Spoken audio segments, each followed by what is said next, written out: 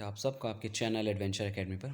मैं बात करूंगा, सरकार ने हाल ही में नेशनल रिक्रूटमेंट एजेंसी यानी कि एनआरए का गठन कर दिया है। मैं बता दूं आपको, शायद सुनने में नया लग रहा हो, लेकिन मैं बताऊं आपको कि अभी हाल ही में जो बजट आया था, भारत सरकार द्वारा जो बजट जारी किया गया था, उसमें बजट में 1517 करोड़ रुपए केवल इसी एजेंसी के लिए जारी किए गए थे। क्योंकि देश में जो भिन्न भिन्न प्रकार की एजेंसियां काम करती हैं, भिन्न भिन्न का तात्पर्य मेरा ये है, जैसे कि एसएससी हो गई, आरआरबी हो गई। अगर मैं पॉइंट व्यू से बात करूं तो देखो, जैसे कि एसएससी है, एसएससी अपना रिक्रूटमेंट काम करती है। स्टाफ सिलेक्शन कमीशन, जितने भी आप 10+2 बेस से देखते हैं, ग्रेजुएट लेवल के एग्ज़ाम देखते हैं, अलग अलग तक तीन स्तर के एग्ज़ाम कराती है।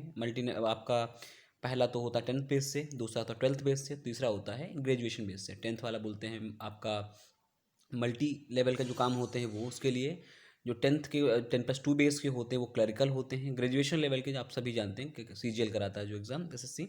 आरआरबी जो कराता है वो रेलवे रिक्रूटमेंट बोर्ड है, रेलवे के सारे एग्ज़ाम आरआरबी कराता है। ठीक इसी तरीके से बैंक के हैं वो आईबीपीएस कराता है। तो ऐसी देश में तकरीबन 20 एजेंसियां हैं जो अलग अलग पेपर एजेंसियों पे काम करती हैं। ठीक है, तो ये बड़ा इंपॉर्टेंट फैक्टर रहेगा साथ में। तो अब बदलाव क्या किया जाएगा, तो ऐसे 20 एजेंसियों का सारा काम खत्म। 20 एजेंसियों का काम खत्म। अब ये सारा काम एक ही करेगी, नेशनल रिक्रूटमेंट एजेंसी। कैसे काम करेगी, इसने इसके लिए एक बाकायदा टेस्ट कराया जाएगा, उसे बोला जाएगा सीईटी यानी कि कॉमन एलिजिबिलिटी टेस्ट। तो कॉमन एलिजिबिलिटी टेस्ट के बारे में बहुत समझना जरूरी है। सीईटी के बारे में यही आपकी मेन रूपरेखा रहेगी।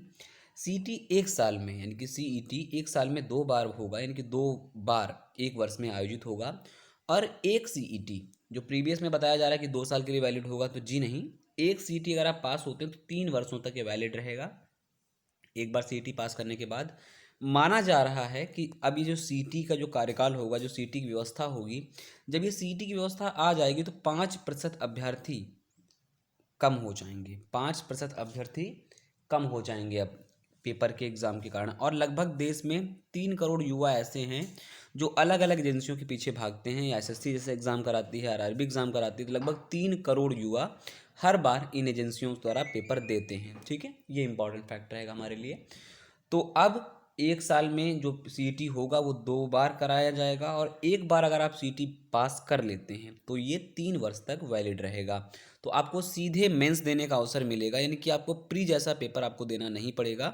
सीधा आप मेंस दीजिएगा, जिसमें इंटरव्यू व्यवस्था होगी, उसमें इंटरव्यू दीजिएगा सीधा जा करके। तो ये व्यवस्था सीईटी के बारे में है। इतनी बात क्लियर हो गई। मैं फिर से बता दूं, बजट में 1517 करोड़ रुपए का प्रावधान किया गया था इसी एजेंसी के लिए, यानी कि नेशनल रिक्रूटमेंट एजेंसी, एक ऐसी एजेंसी जो कि पूरी तरीके से सरकारी एजेंसी होगी। ठीक है, तो कुछ और बिंदु अगर हम देखें तो उम्मीदवार कुछ लाभ क्या होगा, लाभ देखते हैं ये।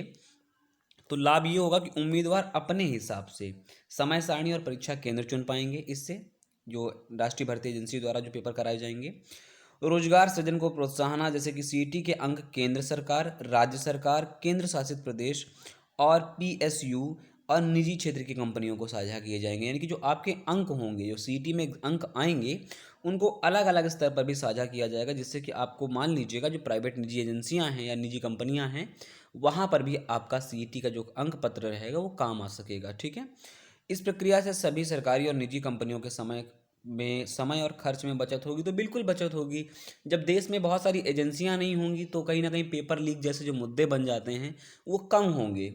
मैं ख़त्म तो नहीं कह सकता हूँ, क्योंकि सरकार की व्यवस्था अगर बहुत मजबूत रहती है तो बिल्कुल ख़त्म हो जाएंगे, लेकिन अब ऐसी चीज़ों में काफ़ी राहत की सांस मिलेगी विद्यार्थियों को, लोगों को लेके। तो ये आप याद रखिएगा।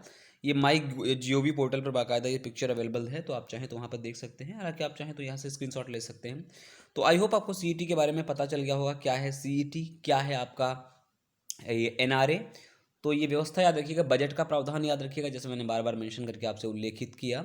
महाराष्ट्र ऑलरेडी ऐसे ही एक सीईटी का आयोजन करता है, यानी महाराष्ट्र हर साल एक सीईटी का आयोजन करता है। तो उसी की कहीं ना कहीं रूपरेखा, अच्छी रूपरेखा है।